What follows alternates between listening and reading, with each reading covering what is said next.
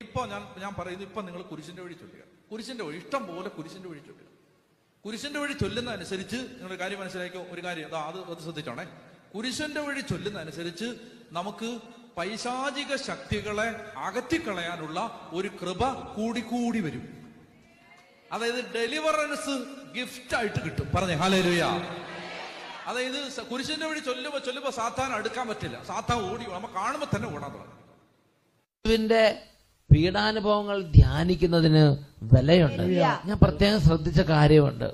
വളരെ കടുപ്പമായ പല വിഷയങ്ങളും ഒരാൾക്കും അത് സൊല്യൂഷൻ കൊടുക്കാൻ പറ്റാത്ത വിധമുള്ള കടുങ്കട്ടായ പല കൊടിയ പ്രശ്നങ്ങളോടുകൂടി ഇരിക്കുന്ന ദൈവമക്കൾ വരുമ്പോൾ ചിലപ്പോൾ അവരോട് പറയാറുണ്ട്, നിങ്ങൾ വെളുപ്പിന് 3 മണിക്ക് എഴുന്നേറ്റ് യേശുവിന്റെ പീഡാനുഭവങ്ങളെ സ്നേഹവായ്പോടെ ധ്യാനിച്ച് കുരിശിന്റെ വഴി ചൊല്ലി കുറച്ചുനാൾ പ്രാർത്ഥിക്കുക.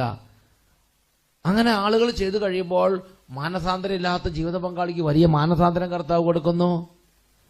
ദുർമാർഗത്തിലേക്ക് പോയ മക്കളെല്ലാം തിരിച്ചു വരുന്നു. നാടുവിട്ടു പോയവരെ കണ്ടുകിട്ടുന്നു. കുടുംബത്തിലെ വഴക്കുകളും കലഹങ്ങളും ശമിക്കുന്നു. വളരെ വലിയ വിടുതലുകൾ ദൈവജനത്തിന് മേൽ ചൊരിയപ്പെടുന്ന അനുഭവങ്ങൾ അനവധി കണ്ടിട്ടുണ്ട്.